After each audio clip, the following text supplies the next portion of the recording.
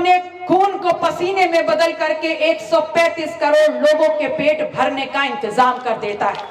ये वो कमेरा है जब सरहदों पे खड़ा हो जाता है तो सीमाओं के अंदर रहने वाले हर जाति, धर्म, वर्ण से ऊपर उठ करके, लिंग से ऊपर उठ करके हर इस देश के नागरिक की सुरक्षा की गारंटी सुनिश्चित कर देता है। जब अपनी पीठ पे बोझा ढोता है तो इस देश का वो मजबूत ढांचा खड़ा कर देता है जिसको आज भारत कहा जाता है। इस देश का ढांचा बनाने वाला, इस देश का वजूद बनाने वाला, इस देश के खेत खलियान से अनाज निकालने वाला, हर किसी का पेट भर देने वाला वो कमेरा समाज आज 7 दशक की आजादी के बाद इस देश में अपना वजूद ढूंढ रहा है। दुनिया की राजनीति में और दुनिया के राजनीतिक नक्शे पर भारत को उसका वजूद देने वाला समाज है कमेरा। और ये कमेरा वो समाज है जो 64 लाख खेत खलियानों में जब उतर जाता है तो अपने खून को पसीने में बदल करके 135 करोड़ लोगों के पेट भरने का इंतजाम कर देता है। ये वो कमेरा है जब सरहदों पे खड़ा हो जाता है तो सीमाओं के अंदर रहने वाले हर जाति, धर्म, वर्ण से ऊपर उठ करके, लिंग से ऊपर उठ करके हर इस देश के नागरिक की सुरक्षा की गारंटी सुनिश्चित कर देता है। ये कमेरा वो समाज है जब अपनी पीठ पे बोझा ढोता है तो इस देश का वो मजबूत ढांचा खड़ा कर देता है जिसको आज भारत कहा जाता है। और उसके बावजूद इस देश का ढांचा बनाने वाला, इस देश का वजूद बनाने वाला, इस देश के खेत खलियान से अनाज निकालने वाला, हर किसी का पेट भर देने वाला वो कमेरा समाज आज 7 दशक की आजादी के बाद इस देश में अपना वजूद ढूंढ रहा है। और आपको पता है हम वजूद क्यों ढूंढ रहे हैं? हम वजूद इसलिए ढूंढ रहे हैं क्योंकि बड़ी ही षड्यंत्र के साथ, बड़ी ही चालाकी के साथ सामाजिक रूप से शोषण करके आपका वजूद मिटाने का काम किया गया है। वो शिक्षा जो बदलाव का सबसे मजबूत शस्त्र होती है उसको धीमे धीमे आपके हाथ से छीन करके आपके वजूद को मिटाने का काम किया जा रहा है। और वो जो पढ़े लिखे हैं कैसे भी उनको अवसर ना मिले, इस अवसरों को मिटा करके आपके वजूद को मिटाने का काम निरंतर किया जा रहा है। और ये इतनी ज्यादा सीरियसनेस के साथ, इतनी एश्योरेंस के साथ, इतनी प्रगाढ़ता के साथ हम इसलिए कह पा रहे हैं क्योंकि अगर आप देख लें तो आप सभी को याद होगा कि इटावा जनपद की बात है, बकेवर थाना, जहां पर आपके और हमारे समाज का एक व्यक्ति भागवत कराने गया था। कुछ याद आ रहा है? भागवत कराने गया था तो उसकी चुटिया काट करके समाज के नाम पर, जाति के नाम पर तिरस्कृत करके उन्होंने ये जताने का काम कर दिया कि भागवत तो इस देश में महज 15% लोग करा सकते हैं, ये पिछड़े, दलित, अल्पसंख्यक, आदिवासी कहां करा सकते हैं। आपके हाथ से शिक्षा छीनने का काम किया जा रहा है। और ऐसा नहीं कि एक बार प्रयास किया गया, एक बार कुठाराघात किया गया, ये तो निरंतर प्रयास हो रहा है। और सबसे रीसेंट अगर बात आपको बता दें तो आप सभी को याद होगा कि आपने जिनकी सरकार बनाई है, जो उत्तर प्रदेश की सरकार चला रहे हैं, अभी उन्होंने कुछ दिन पहले 27,000 प्राथमिक विद्यालयों पे रातों रात ताला लगाने का प्रयास किया था। हम सब चुप रहे। क्यों चुप रहे? क्यों चुप रहे? ये सवाल है आपसे। क्योंकि प्राथमिक विद्यालय में किसी टाटा अंबानी का बच्चा पढ़ता है क्या? बताइए, अगर किसी टाटा, अडानी, अंबानी का बच्चा पढ़ता, उन प्राथमिक विद्यालयों में इस देश के उस कमेरा का बच्चा पढ़ता है जिसकी जिंदगी खेत से घर और घर से खेत तक बीत जाती है। अगर उस वक्त राजधानी की सड़कों पर कोई संगठन उतरा था कि ये प्राथमिक विद्यालयों पे ताले न लगने पाए, तो उतरा था राजमाता कृष्णा पटेल के नेतृत्व में ये अपना दल कमेरावादी उतरा था। और हमने ये संकल्प लिया था कि अगर सड़क पे हमको लड़ते हो, हमारी आवाज नहीं सुनोगे, तो सदन में आपकी सरकार को चलने नहीं देंगे, बोलने नहीं देंगे। ये प्रण था हमारा। जो शिक्षित हो गए उनके अवसर लूटे जा रहे हैं। और अवसर कैसे लूटे जा रहे हैं इसका भी उदाहरण आपके सामने रख देते हैं। 69,000 शिक्षक भर्ती घोटाला याद है ना सबको? 69,000 शिक्षक भर्ती घोटाले में जो 8,000 से ऊपर वो लोग जो चयनित हुए और चयन के बाद अपना एक लेटर लेकर के घूम रहे हैं, जिनको नियुक्ति नहीं मिली, जो 500 दिन सर्द रातों में, गर्मी की रातों में इको गार्डन राजधानी में डंडे भी खाए हैं और लाठियां भी खाए हैं, वो आपके और हमारे समाज के बच्चे थे। और आज वो तमाम लोग जो पिछड़ों की पैरवी करने की बात कहते हैं, जो आज पिछड़ों के नाम पर सरकार चला रहे हैं, वो उन लड़कों की पीठ पर उड़ती हुई एक भी लाठी को रोकने नहीं आए थे। अगर उन सर्द रातों में उन लड़के उन लड़कियों के साथ कोई बैठा था तो अपना दल के ही नेता बैठे थे, अपना दल के ये समर्थक उनके साथ बैठे थे। और हमने तब भी ये ऐलान किया था कि 69,000 शिक्षक भर्ती घोटाले में हमारे समाज के जो लड़के लड़कियां वंचित रह गए हैं भर्ती से, उनके लिए जहां जहां लड़ाई लड़नी होगी और जहां जहां आवाज उठानी होगी, अपना दल सबसे आगे खड़ा होगा। मैं आप लोगों से कहने आई हूं कि उदाहरण के माध्यम से मैंने आपको बताने का काम किया कि भले मंचों पे ये कहा जाता है कि इस देश का वजूद, इस देश का पिछड़ा, दलित, आदिवासी, अल्पसंख्यक, ये तमाम लोग हैं, लेकिन जब हिस्सेदारी देने की बात आती है तो सबसे पहले आपके हिस्सों पे डाका डाला जाता है। ये मंडलीय समता सम्मेलन, इसका आयोजन क्यों किया गया? क्योंकि चुनाव तो अभी है नहीं, तो क्या जरूरत पड़ गई? जरूरत यह पड़ी कि जब equity regulation, UGC equity regulation 2026 आया इस देश में, और महज 2 दिन के सड़कों के तांडव के बाद सर्वोच्च न्यायालय ने स्वतः संज्ञान लेकर के उस पर अविलंब रोक लगा दी और उस रोक को हटाया जाए और यूजीसी समानता विनियम 2026, मतलब यूजीसी इक्विटी रेगुलेशन 2026, जिसको हर उच्च शिक्षा संस्थान, विश्वविद्यालय में अविलंब बैन हटा करके लगाया जाना चाहिए, इसके समर्थन में जब आपका आह्वान किया तो आप सब लोग लखनऊ की धरती पर नहीं आए। आप सब लोगों ने इस बात को स्वीकारा कि आप हमको सोशल मीडिया पे फॉलो करते हैं कि नहीं करते हैं? आप सब लोग हमारे वीडियो देखते हैं। तो जब आप मार खाते हुए वीडियो देख रहे थे, बाल खींचते हुए वीडियो देख रहे थे, तो क्या उस आंदोलन में शामिल होने के लिए आपका आह्वान किया था, ये वीडियो आप लोगों ने नहीं देखा था? आप लोगों ने देखा था, लेकिन आप लोग नहीं आए। तो हमने सोचा कि आप लोग के बीच में चल के हम पूछ लें कि ऐसी कौन सी व्यस्तता थी कि जहां पर उस आंदोलन में, जहां आपके बच्चों का वर्तमान और भविष्य सुधर जाए, उनकी जिंदगी की सुरक्षा की गारंटी हो जाए, ऐसा विनियम अविलंब बिना किसी रोक टोक के यूनिवर्सिटीज में लागू होना चाहिए, विश्वविद्यालयों में लागू होना चाहिए, महाविद्यालयों में लागू होना चाहिए। उस आंदोलन में अपना साथ समर्थन देने आप क्यों नहीं आए? इस सवाल का जवाब मैं आप लोगों से लेने आई। आपको पता है 10 फरवरी से लगातार चट्टी चौराहे मंडलों पे जाकर के हम सवाल पूछ रहे हैं, और जो जवाब मिलता है वो जवाब आपको जरूर बता दे। हमारा समाज हमको जवाब दे रहा है कि बिटिया इसलिए नहीं आ पाई क्योंकि खेतों में फसल को पानी देना था, बिटिया इसलिए नहीं आ पाए क्योंकि गाय गोरू को चारा खिलाना था, बिटिया इसलिए नहीं आ पाए क्योंकि नाते रिश्तेदारी में पूरी खाने जाना था। तो आप लोगों से सवाल पूछते हैं कि क्या बिगड़ जाता अगर आप अपने खेत में अपनी फसल को एक दिन पानी नहीं देते? क्या फसल सूख जाती कि खेत बंजर हो जाता?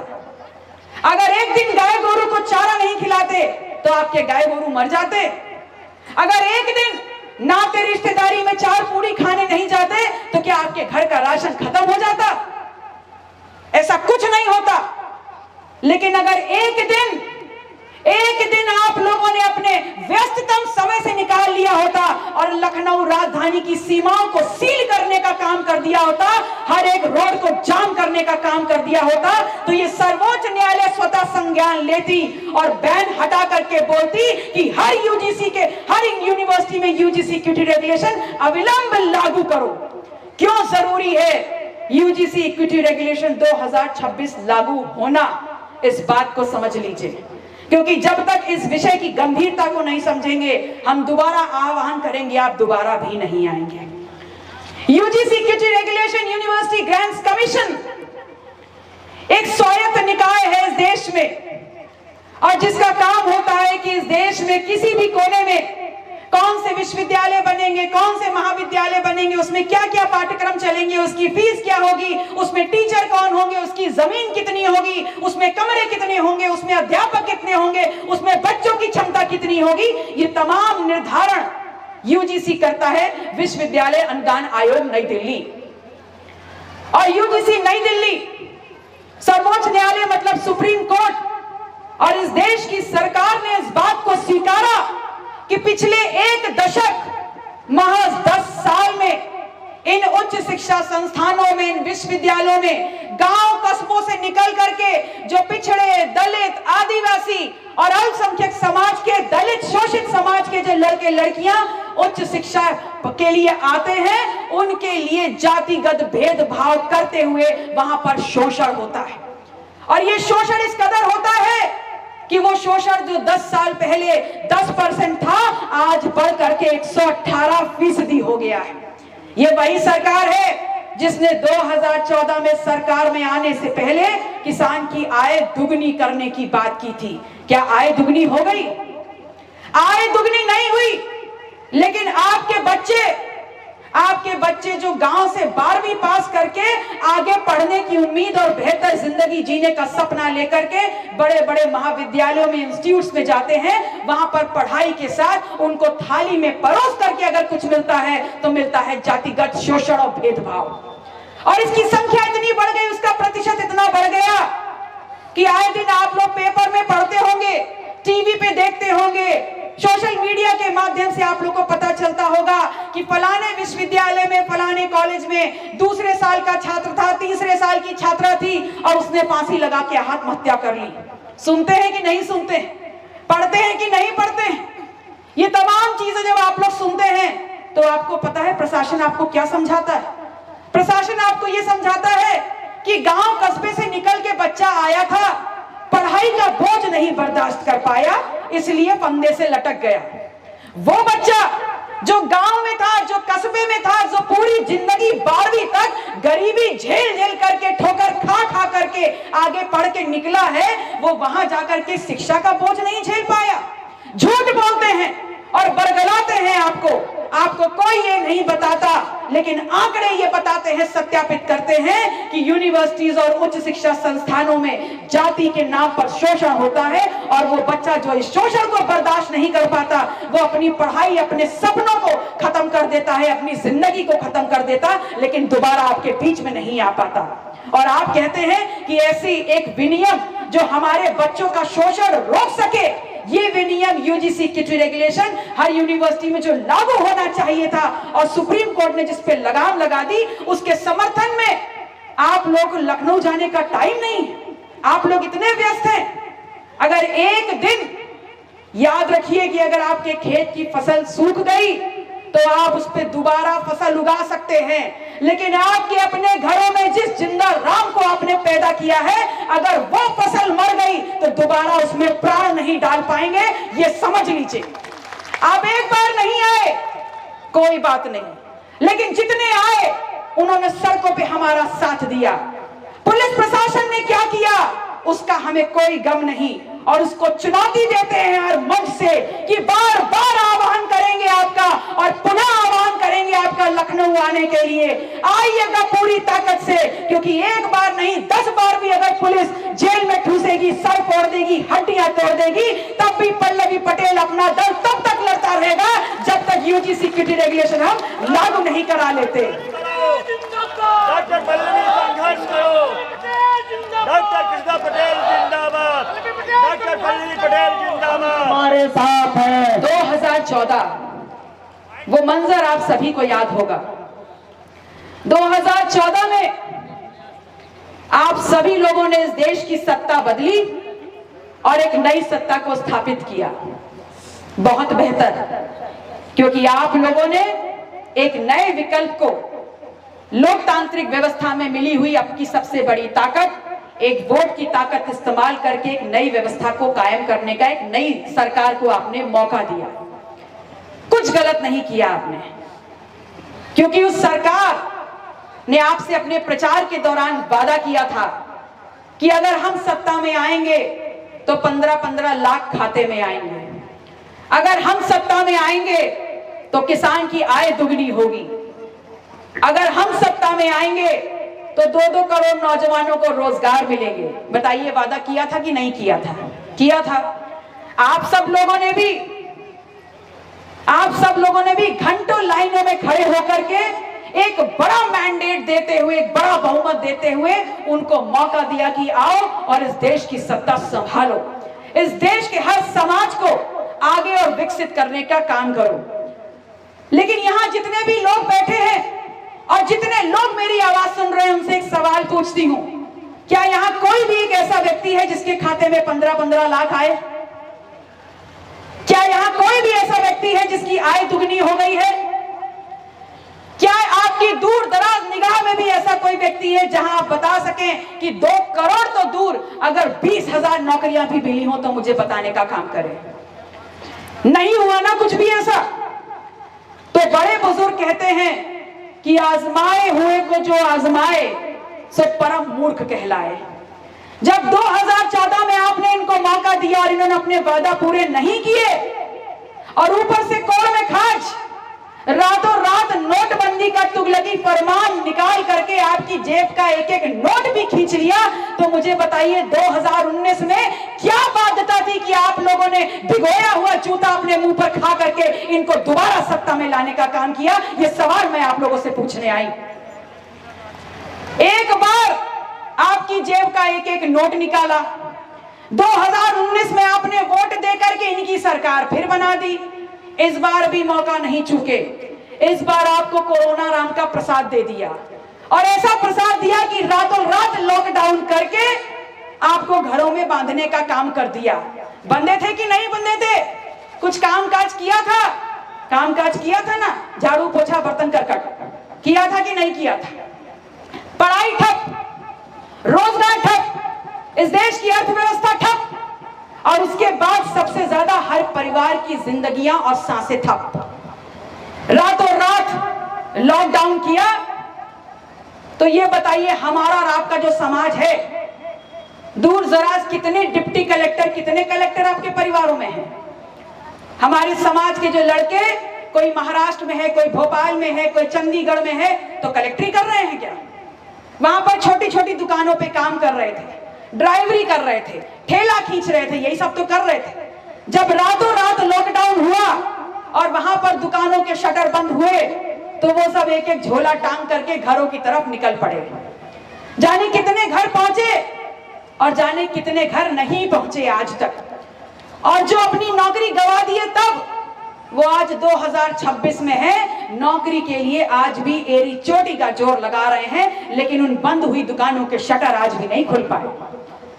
तो 2019 में तो आपने मौका दिया, फिर इन्होंने लॉकडाउन का प्रसाद दिया, और जब लॉकडाउन का प्रसाद एक बार दे दिया, जीएसटी का प्रसाद एक बार दे दिया, तो ये बताइए 2024 में ऐसी कौन सी खुजली थी इस पीड़ित, इस पोषित समाज के बीच में, जो आप लोगों ने पुनः लाइन लग करके इनको मैंडेट देने का काम किया, सरकार बनाने का काम किया। आपको पता है सरकार ने आपको क्या दिया है? ना 15 लाख दिए, ना दुगनी आय दी, ना रोजगार दिया। इन्होंने अगर आपको कुछ दिया है तो अनिवार्य रूप से लाइनों में खड़े होकर के बैंक खाता खोलने की लाइन दी है। इन्होंने अगर आपको कुछ दिया है तो नोटबंदी के बाद अपने घर का पैसा, जो बोल रहे थे कि काला धन पकड़ेंगे, बड़ी बड़ी मछलियां पकड़ेंगे, तो इस देश के आम आदमी को घंटों लाइनों में खड़े होने का अनुभव दिया है। इन्होंने आपको दिया है कि कोरोना में लाइन लगाओ कि बस में पहले कौन चढ़ेगा। इन्होंने आपको यह अनुभव दिया है कि लाइन लगाओ कोरोना के दौरान कि पहले फूड का पैकेट खाने का वो पैकेट किसको मिलेगा। और 2024 के बाद इन्होंने आपको अनुभव दिया है इस बात का कि जाओ आपके घर के सिलेंडर को पाने के लिए पहले लाइन में कौन खड़ा होगा, और स्कूटर गाड़ियां चल जाए उसके लिए डीजल पेट्रोल की लाइन में खड़े होने का अनुभव आपको दिया है। इतना अनुभव दे दिया, और उसके बाद भी अभी आपका मोह माया सरकार से हट नहीं रहा। हमारी सिर्फ इतनी सोच है और हमारी सिर्फ इतनी मांग है आप लोगों से, और ये बात भी हम आपसे कहने आए कि एक बार मौका दिया, 2 बार मौका दिया, 3 बार मौका दिया, तो याद रखिएगा पहली बार नोटबंदी करके निकाले थे आप लोगों के नोट, दोबारा तिबारा निकाल लिए आपको जुमलेबाजी बातों में फंसा के आप लोगों के वोट, और इस बार अगर नहीं चेते तो जाएगी शरीर की लंगियत और आप लोग नंगे खड़े हो जाएंगे अपने परिवार, अपने समाज के सामने। आप लोग अपनी इज्जत बचा नहीं पाओगे। बातें बुरी तो बड़ी लग रही होंगी, लेकिन लगने दीजिए, क्योंकि डॉक्टर कहता है कि जितनी कड़वी गोली उतना ज्यादा असर। हमारी मांग सिर्फ इतनी है कि अगर ये मंचों पे चढ़कर बोलते हैं कि सर्व समाज के लिए हम काम कर रहे हैं, तो उस सर्व समाज में जो सबसे बड़ा समाज है, अगर उसकी पढ़ाई, उसकी लिखाई, उसके अवसर, उसके खेत खलियान, उसकी दवाई, उसकी हसरत, उसकी हिस्सेदारी लूटी जा रही है, तो निश्चित तौर पर हमारी ये मांग है इस मंच के माध्यम से कि इस देश में जातिवार जनगणना अविलंब कराई जाए। और क्यों विलंब कराई जाए? क्योंकि सरकार ने जब चाहा तो एसआईआर का नियम रातों रात लागू हो गया।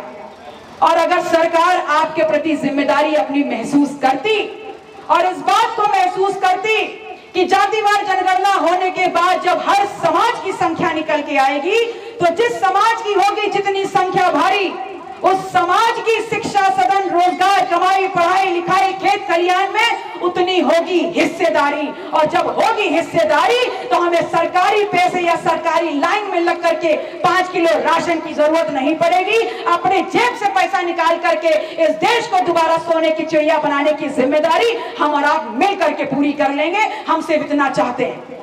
ये एसआईआर क्या है? ये एसआईआर क्या है? आज सरकार बता रही है कि एसआईआर है पात्रता अपात्रता देखने की एक जांच।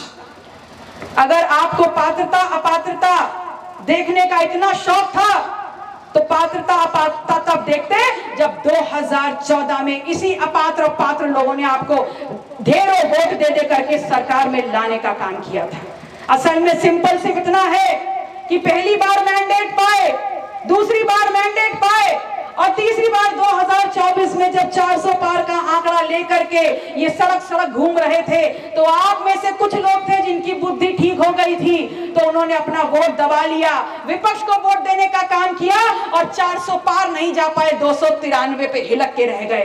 तब इनको समझ में आया कि अब हमारे झूठे वादों में जनता फंसने वाली नहीं है, सत्ता धीमे धीमे खसक रही है। और सत्ता धीमे धीमे खसक रही है तो सबसे पहले विपक्ष में जो वोट डाल रहे हैं, जो इनकी सत्ता खसकाने का काम कर रहे हैं, एसआईआर के माध्यम से उनके वोट कटवाने का काम कर दो। आपके बीच में आते हैं और क्या कहते हैं? कटोगे तो बटोगे, बटोगे तो कटोगे। तो जरा ये बताइए, यूजीसी क्यूटी रेगुलेशन जैसे ही आया, कितने कटे और कितने बट गए आप लोगों ने सड़कों पे देखा। हमको तो एक साथ रहने की बात कहते हैं, लेकिन हमारे हक और अधिकारों को अपनी दूषित मानसिकता से कैसे काट रहे हैं, इस बात को हम सभी को समझने की आवश्यकता है।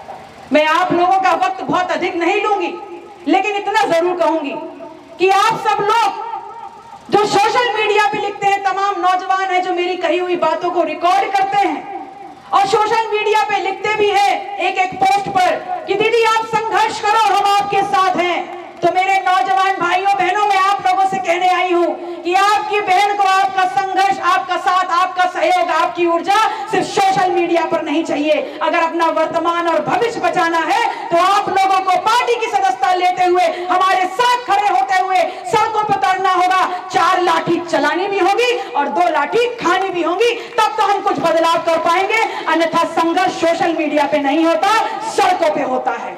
मैं आप लोगों से कहने आई कि ये समाज जो इस देश की रीढ़ है 85% है। अगर किसी भी शरीर की रीढ़ खराब हो जाती है तो वो शरीर क्या कहलाता है? विकलांग कहलाता है। और अगर इस देश का ये 85% समाज जो इस देश की रीढ़ है, जो इस देश का कमेरा है, अगर शिक्षा के अभाव में, अवसरों के अभाव में, खेत खलिहानों के अभाव में, आपकी आमदनी के अभाव में, स्वास्थ्य के अभियान में अगर हम लोग विकलांग हो गए, तो याद रखिएगा ये देश कभी दोबारा सोने की चिड़िया बन नहीं पाएगा। और जैसे आज सूरज निकला और अस्त हो जाएगा, उसके बाद कोई वजूद नहीं रह जाता, वैसे ही हम सब की जिंदगी भी खत्म होगी। लेकिन अगर जिंदगी खत्म होने से पहले अपने परिवार, समाज, देश के प्रति अपनी जिम्मेदारी का निर्वहन नहीं कर पाए, जो जितना कर सकता है 10%, 20% 20%, 30%, अगर नहीं कर पाए तो याद रखिएगा देश तो बहुत दूर है, आपका अपनी पैदा करी हुई आपकी औलाद आपका नाम लेना पसंद नहीं करेगी, यही कहेगी बापू अम्मा तो मर गए और हमारे हाथ में भीख का कटोरा देके चले गए। आप सभी का बहुत बहुत आभार। नमो बुद्धाय। जय अपना दल, जय संविधान।